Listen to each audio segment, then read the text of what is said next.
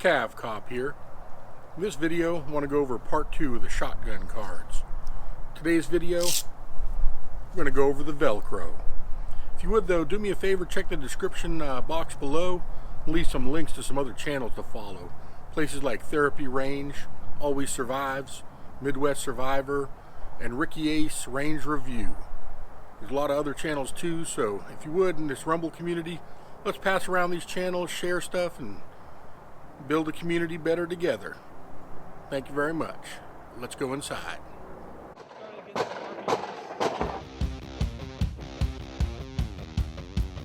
Alright, so when you end up buying the shotgun cards, they come in different sizes and everything. And you may or may not end up getting the Velcro that's needed to mount to the firearm itself, to the side of the shotgun.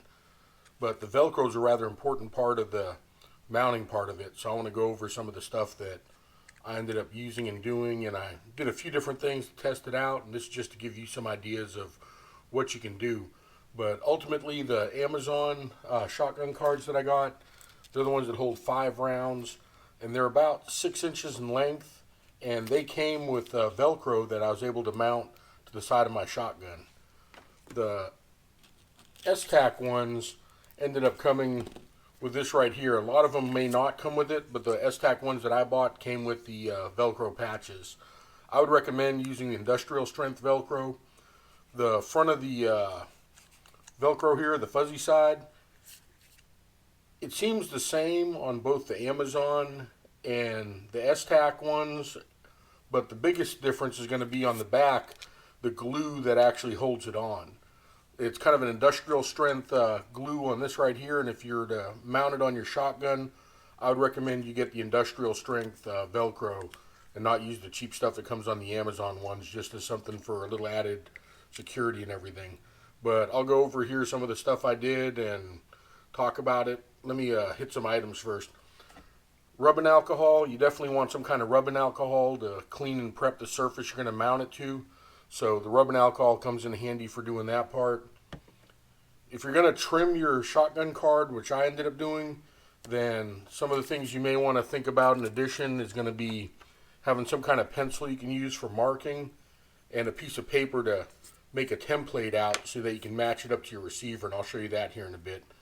Then the magic marker just helped make some little marks and then do a little bit of drawing on the back of it. You could use some kind of white marker or something that might show up a little bit better, but with black you can still see the outline to trace and cut it with.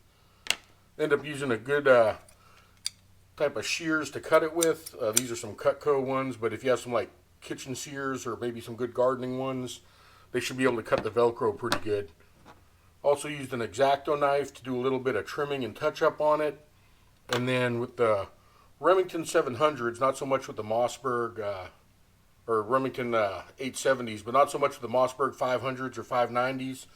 But on the Remington 870, there's a pin that you may want to poke a hole in it. So I have this little leather working hole puncher, and I just lined it up to a size that I felt was pretty close to it, and I was able to punch a hole in it. And like I said, I'll go over and show you how some of that stuff was done so you have an idea if you want to do something like this yourself.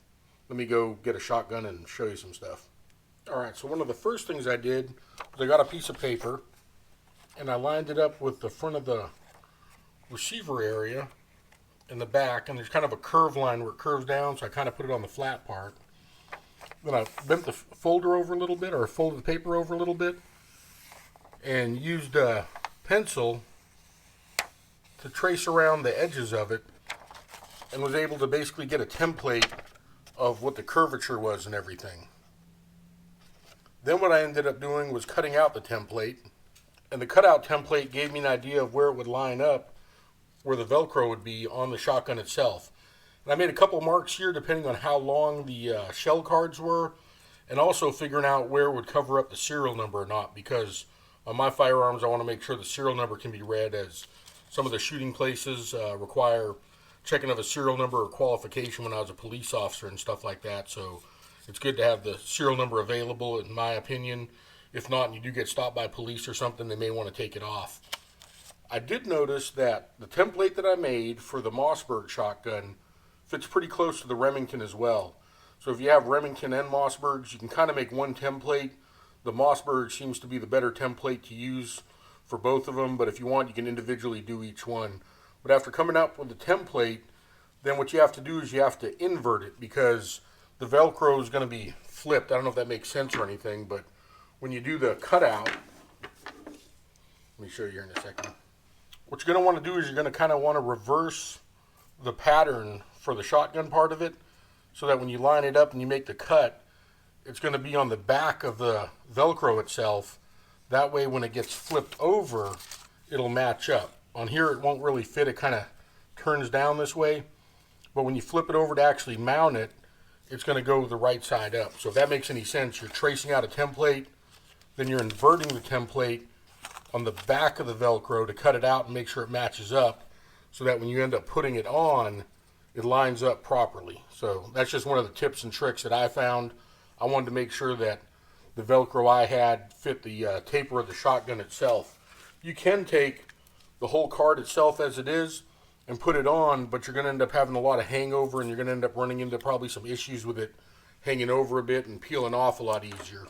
So to prevent it from peeling off that easy, I ended up tapering mine and making them to fit, and I'll show you a little bit more here.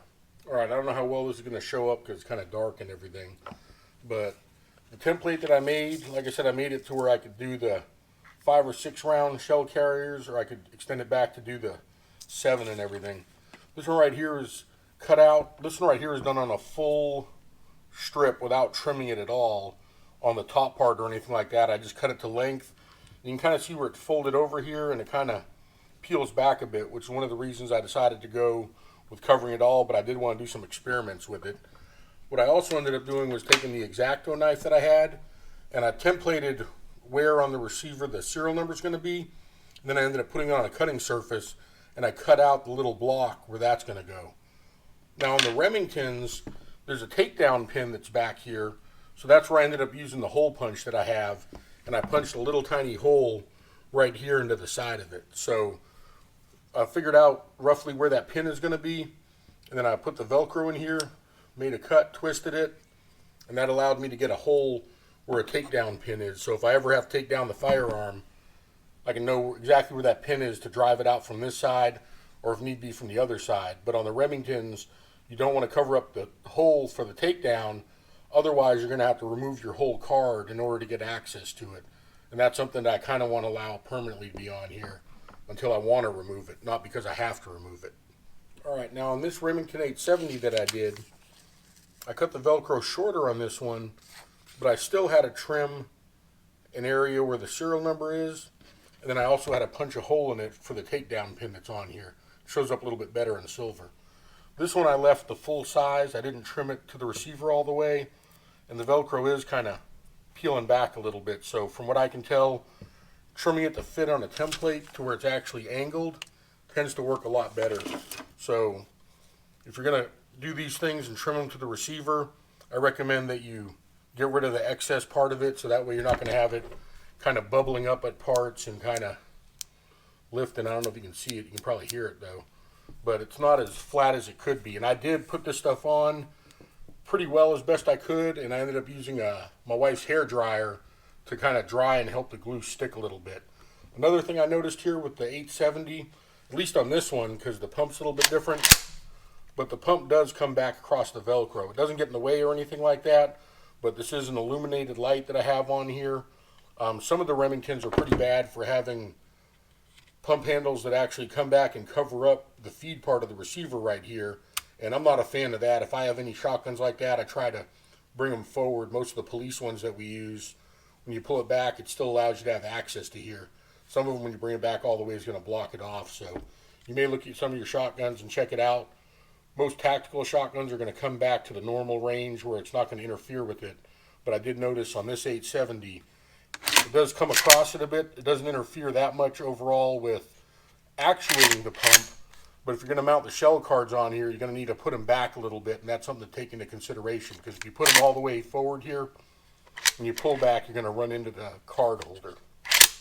Now on this Mossberg 590, I ended up going with the full length of it. So it comes all the way back, so I can put the 7 shell carrier on here if I want to mount it up. I did end up cutting down by here where the serial number is, and poking a hole where the little pin is for the takedown. So on this one here, I did have to make a hole for the takedown, but it's towards the farther part, and this is going with the full length of Velcro, covering the full part of the receiver on this one. On this Mossberg 590, what I ended up doing was cutting it a little bit shorter to where it would hold the 5 and 6 round casings. And when you cut a little bit shorter, it clears the serial number, clears the pins. These right here come out from the inside, so it doesn't matter going out either. But this takedown pin here is free when you do the shorter ones and everything. Alright, I hope you have a little bit of an idea of some of the stuff that I used and how I used it to trim and fit these shotgun Velcro cards. The Velcro part that attaches to the receiver is a big part of it, so make sure that you wipe it down with alcohol and get it clean. The white ones that come on the Amazon ones, they don't hold up as good as they probably could. The industrial ones, or the ones that came with the S-Tac cards that I ordered, were great. Not all the S-Tac ones necessarily come with them. But overall, if you're going to end up doing it, trimming it to fit, I think fits the receiver better and helps the Velcro hold. The cards have no problem sticking to them. The S-Tac ones, like I said, they're flat. They tend to hold pretty good. The Amazon ones, they're kind of flexible. And like I said, you'll get these little bow spots. And when you put shells in, it's even worse. They don't tend to hold as well. But trimming it to fit is a good idea. I think it kind of cleans things up a little bit. It also protects the side of the firearm. If the Velcro does wear off, you can peel it off, take some degreaser stuff, kind of clean all the gunk off, and then put a new one on. But so far they've held up well. I did use a hair dryer to set mine and let the Velcro sit for a couple weeks before I even put any shotgun shells on them. When I went out to the range to test them, S-Tacs held up like a champ. The cheaper Amazon knockoff ones, they really weren't as good, so I can't recommend them. I can say that with the cheaper ones, if that's the route that you do go, you should be able to go through a full load in your shotgun with the shells still in place. But if you try and reload and shoot some more, they may fall off. To me, you're better off just spending the extra money going with the S-Tacs and everything. Hope you enjoyed this.